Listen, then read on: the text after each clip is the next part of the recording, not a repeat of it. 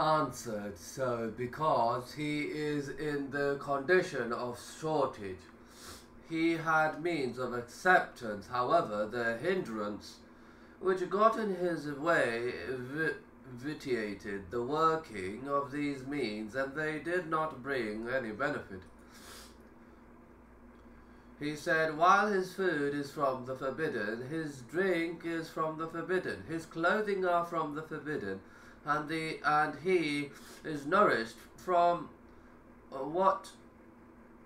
from that which is prohibited. How can he be granted his supplication?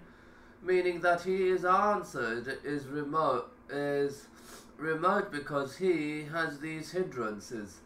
Therefore, supplications are not granted except when the means of acceptance are fulfilled and the hindrances are absent. This warns against acting upon prohibitions, and that is from the issues understood from his saying, eat of the lawful things. What is forbidden should not be consumed, and what is impure should not be consumed.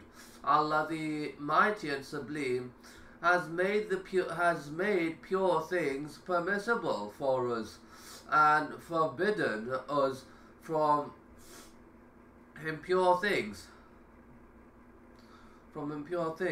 So the one who supplicates to Allah should act upon the means of acceptance of prayers and abstain from the things that hinder the acceptance.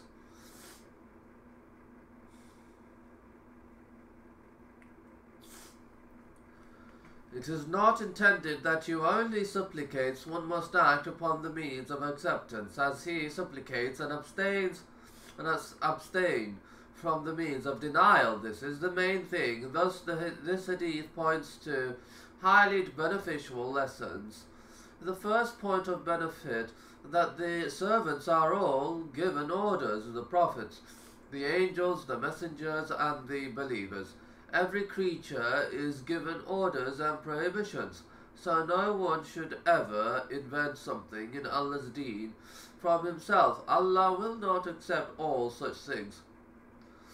The second point of benefit, the hadith contains evidence for the legitimacy of consuming pure things, the permissible things and the delicious things which Allah, glorious is He and exalted, has made permissible for His servants.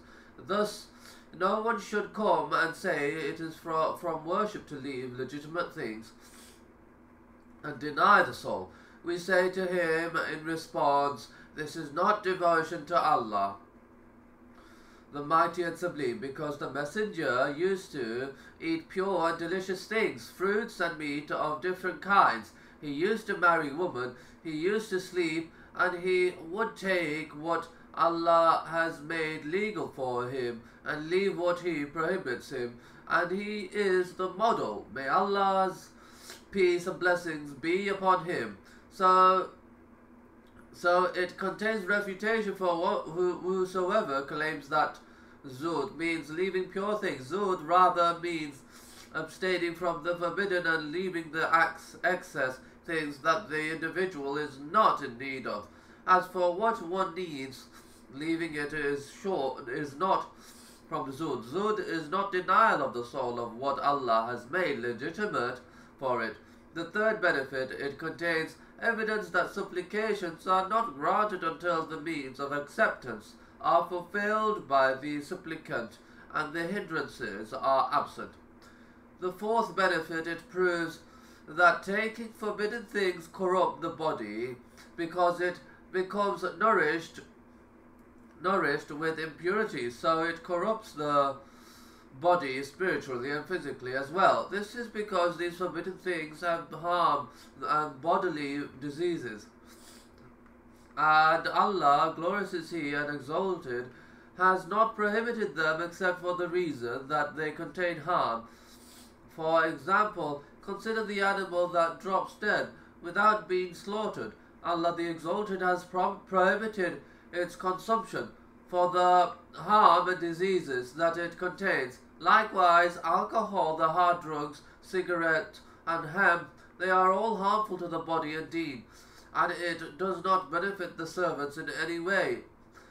except when one is constrained out of dire necessity, fearing death therefrom, then he could take what will keep him alive from the meat of the animal that drops dead. In such a situation it will be permissible by concession, within the limits of the necessity. In such a condition, if he eats from the animal that drops dead, it will not cause him harm, but if he eats it while not in dire necessity, it will cause him harm spiritually and physically.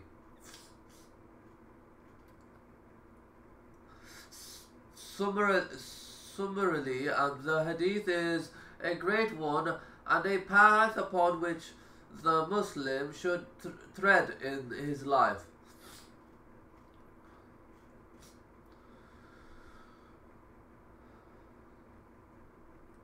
Hadith 11.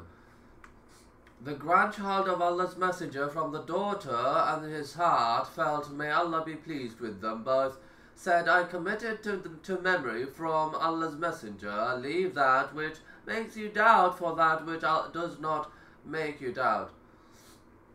This hadith is from, may Allah be pleased with them both, are two sons of Fatima, the daughter of the Messenger, so it was said. Regarding him, the grandchild of Allah's Messenger means the son from the daughter, while Hafid is the son from the son. His saying, and his heartfelt, the heartfelt of the Messenger, is the flower with pleasant scent. This qualification is for Al-Hasan, because he is admirable. Allah, the Mighty and Sublime, has granted him much beauty in his nature and character. May Allah be pleased with him. And with regard to him, the Prophet said,